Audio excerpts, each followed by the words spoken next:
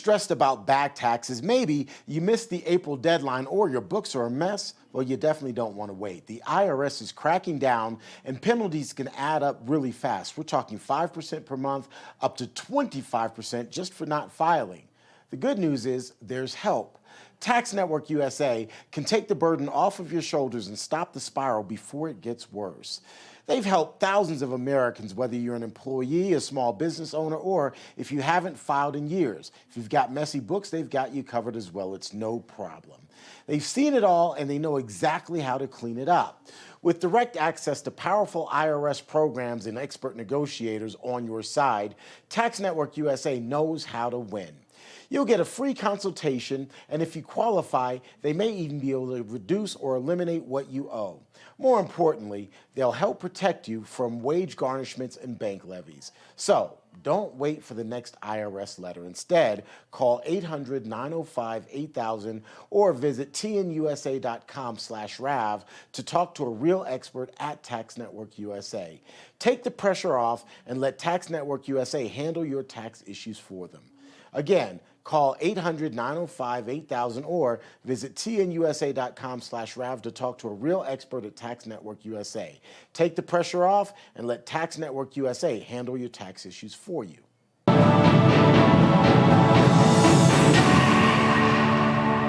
Terrence Bates here with your Real America's Voice news break. President Trump says he'll organize a trilateral meeting between Russia, Ukraine, and himself for as soon as possible. That's arguably the biggest development from Monday's White House meeting with Volodymyr Zelensky and a handful of European heads of state.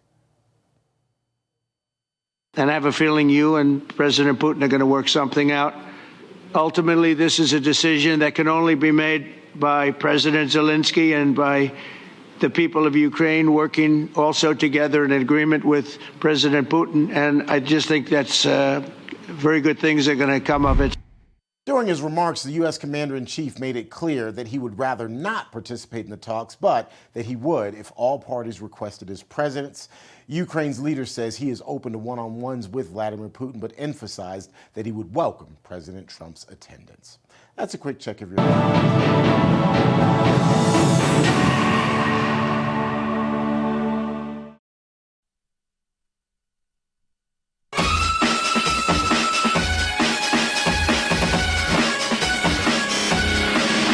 of the MAGA doctrine and president of Turning Point USA. Here's Charlie Kirk. All right, I want to tell you guys before we get back to our interview with the great John Solomon about how we have gone viral on TikTok. Very viral on TikTok. Right now, over 7.5 million businesses in America are thriving on TikTok. Businesses that employ more than 28 million people. But behind the statistics, it's the stories that really matter. Like Dan O. Seasoning from Kentucky, he used TikTok to reach new customers and grow from a one-man show to a team of 45. Or Arizona Taco King, able to employ 28 people and pay them well thanks to the foot traffic TikTok brings in. And also, how about Turning Point USA? Billions and billions and billions of views. Those crowds, a lot of those kids are watching TikTok. Their success means jobs, support for families, and stronger local economies. Learn more about TikTok's contribution to the United States economy at TikTokeconomicimpact.com. The stories behind the statistics, that is TikTokeconomicimpact.com. Portions of the Charlie Kirk Show are brought to you in part by TikTokeconomicimpact.com. And the communist elements here in a group out in California, which I think Karen Bass was also involved with. No, it's true. He was a member of the American. There is some question, though, because if you look at the overlap, his CIA career is occurring around the same time. Yep. So one of the things to be potentially, just to be fair to the guy, it's possible this was his early cover as he was practicing to be a CIA officer. Sure. Entirely possible. Or he could have just been a communist because he seems to have associated with some of them since then. In 1998, he is the CIA station chief when Riyadh is bombed, and we had the Khobar Towers where we lost a lot of American lives. And the FBI is trying to show Iran did that, and there's no doubt Iran did it. I eventually got a secret cable that Bill Clinton sent the Iranian president saying, I know you did it, but I'm not going to tell the American people. John Brennan was the guy helping Bill Clinton suppress the evidence coming out of Riyadh that the Iranians were behind that attack. So you get a sense of what his ideology is, even as he's a senior CIA officer. He comes up, he's the counterterrorism director after 9/11. He's working in the Bush administration, and then he works his way up to being CIA director in the Obama years. And before Democrats loved him, they hated him, because in 2015, in an effort to stop the CIA from being fully embarrassed on the torture scandal, on the waterboarding scandal, he hacked in, just think about this for a second, the CIA hacked into Congress's computers and stole and deleted information so that Congress, and it was a Democratic chairwoman at the time of the Intelligence Committee, Dianne Feinstein. So the Democrats hated him, and then suddenly he becomes a choir boy to the Democrats in 2016 because he's one of the boys that flips the switch on Russia collusion. And so throughout this entire process, Brennan, in the new files that Tulsi Gabbard put out, what did we learn about Brennan's role? Or let me put it differently. What did we now have confirmation of that we already knew? We kind of knew. We knew this. Yeah, but we were called conspiracy theorists, but now what do we know dead to rights? All my conspiracy theories have come true. Just wait a couple years. I have a T-shirt that literally says that. He's the man who tells President Obama at the end of July of 2016 that Hillary's been caught laying out this scheme, and the Russians know it, and they let it go on anyways. He's the guy after the election that it's very important to understand how manipulated the CIA's intelligence. I've been covering the CIA for 35 years. I've never seen an episode as jaw-dropping as what they do in December of 2016. All right, the first Russia collusion didn't work. Donald Trump still became president, so Russia collusion 2.0 starts. And the way they're going to do that is they're going to literally flip the career intelligence agents' conclusions that Vladimir Putin did not pick a winner or loser in the election. He stayed neutral and just tried to sow chaos, which is the normal plan for Russia. Correct. And by the way, in November 29th, it's amazing. There we are, back to November 29th. November 29th, 2016, 1 year after Russia collusion starts after the poll, Congress is briefed that Vladimir Putin did not pick a candidate in the election. And they had after Trump won. After Trump won. So it's a post-election review. All 17 intelligence agencies are part of it at the time. They're in unanimity. And there's a reason why they were so certain that Vladimir Putin didn't pick a candidate. This gets lost in the media. I've been trying to harp on this a lot. In early October, Russian active measures stopped. The month when most Americans would be making up their mind, if you really want to help a candidate, you would go all down on your active measures in October of 2016, because that's when people make up their mind. They pulled out of the American election. They had bullets they could have fired, intelligence bullets they could have fired at Hillary Clinton and Donald Trump. About her health. And they had more on the Clinton Foundation, and they chose not to use it. So the intelligence community's assessment is rock solid. And they're about to brief President Obama, give him the same intelligence, and Obama says, I don't want to hear that. No. Tell him to do it over. And John Brennan does the do-over. And to do the do-over, when you look at the stuff that Tulsi Gabbard gave us in the last few days, I mean, we're doing backflips. We are doing the P.T. Barnum's High Wire Act would be pretty proud of what they did. First, we're going to get rid of 14 of the 17 agencies so they can't weigh in. We'll just take the 3 that have our stooges at the top, James Comey at the FBI, John Brennan. Right? They really, I didn't know. Oh, they cut out 14 of the agencies. They would have never gotten it done. The 14 would have held the line. This is completely against protocol. Oh, yeah, absolutely. And then they just, protocol wasn't even in their language at the time. They know the Steele Dossier has been discredited, but it's the only document in the possession of the United States government that even hints at maybe Vladimir Putin was trying to help Donald Trump. Now, it's been discredited. By that time, Steele's been fired by the FBI for leaking. The CIA has told the FBI Steele had been compromised by Russian intelligence. If anyone was colluding with Russia, it might have been Christopher Steele and Hillary Clinton's campaign. And the third thing they learned is that the FBI did a spreadsheet of every sentence in the Steele dossier, and they couldn't corroborate a single thing, and they had debunked a large number of the statements. So in December, they know the Steele dossier is worse than a comic book for intelligence, and they're going to put that into the intelligence assessment and say, just us 3 kings, all the rest you guys don't get to weigh in on this. Oh, we've come to an entirely different assessment, 180 degrees. Vladimir Putin really did do it. And then from there, they want to hamper everything that Donald Trump is trying to get a Putin summit very early in his presidency because he feels like he can reboot the relationship. They're leaking everything he's done. Every conversation that classified and intercept is leaked in the Washington Post and the New York Times. We have some pretty good ideas who that is. And at every step, they take out his national security advisor on the most bogus of account, Michael Flynn, General Flynn.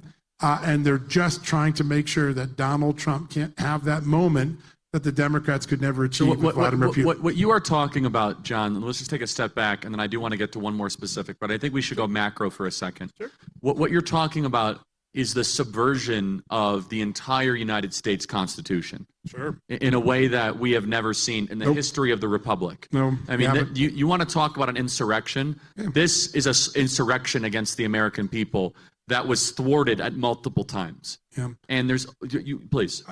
You had a great session, the last interview you did. Sean McGuire? Sean McGuire. Sean's here somewhere. I think he does a great job. Great job, Sean. Brilliant analysis. About 4 months ago, before I started identifying for the Trump administration where the documents were that I thought we could get, and I've been driving a lot of these document releases. In fact, President Trump committed to some of them in an interview with me about 2 or 3 weeks ago, and that really sped up the process a little bit, which is great when the boss says declassified. I sat across from an intelligence agent, now retired, very senior, and he looked me in the eye and said, the truth of the matter is, we took the playbook for psychological operations and information warfare that we would use against our enemies, and we turned it against the American people to undo the 2016 election and to make sure they didn't elect Donald Trump in 2020. Now, that is a senior intelligence officer with more than 30 years of experience, a patriot who served in some of the most dangerous parts of the world, and he understood that the tactics of making something fake look real were ripped right out of our intelligence community, psychological operation and information warfare.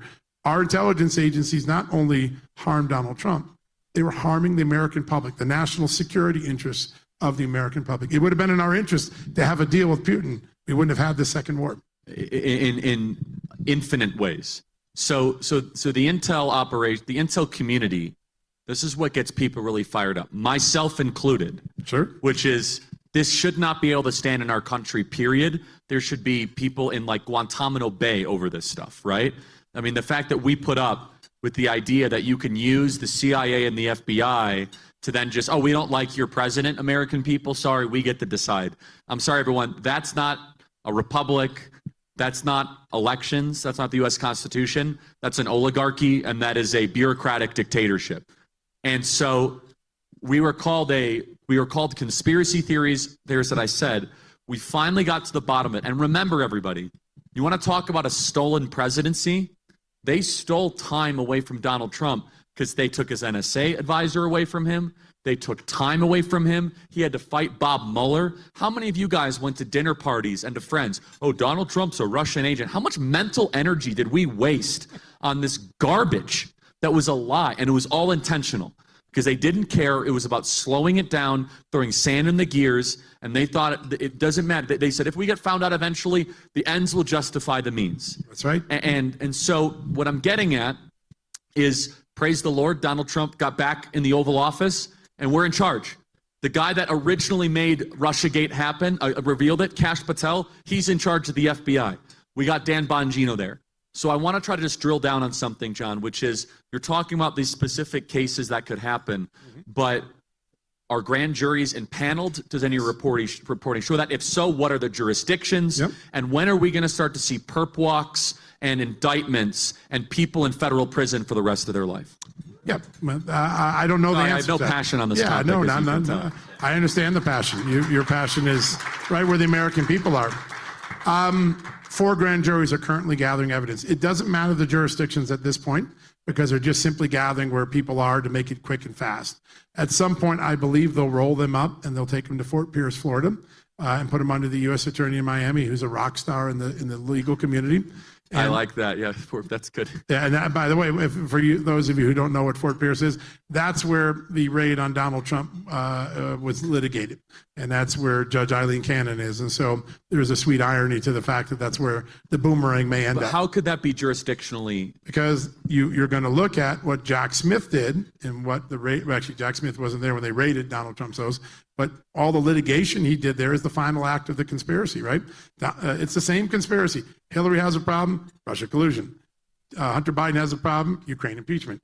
Joe Biden has a classified document problem, Donald Trump's going to have the problem. And the ludicrousness of it is Donald Trump was probably almost certainly the Supreme Court would have ruled he would have had the right to take those documents with him. He's an ultimate declassifier. He just said, I thought I declassified them. I waved my hand over it. It's done. That's all you have to do as a president. I know of a president. George W. Bush was sitting in the room. He's with the world later, and he decided, hey, I'm just declassified right now. I'm telling these guys this. He just did.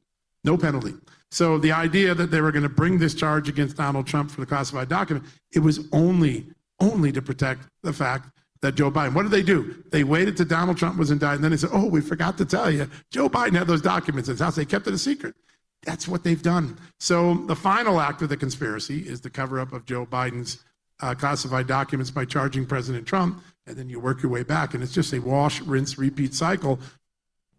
Before the break, I want to tell you guys about Patriot Mobile. Patriot Mobile is wonderful. You have a lot of choices for cell phone service with new ones popping up all the time. But here's the truth. They're the only ones that boldly stand in the gap for every American that believes that freedom is worth fighting for. And that's Patriot Mobile. The good news is you can switch to Patriot Mobile today without sacrificing quality or service. Worried about coverage? Don't be. Patriot Mobile uses all 3 major U.S. networks. If you're stuck in a contract or owe money on your phones, no worries. Patriot Mobile has a contract buyout program. Go to patriotmobile.com/Charlie. That is patriotmobile.com/Charlie. Make the switch today. That is patriotmobile.com/Charlie or call 972-PATRIOT, patriotmobile.com/Charlie.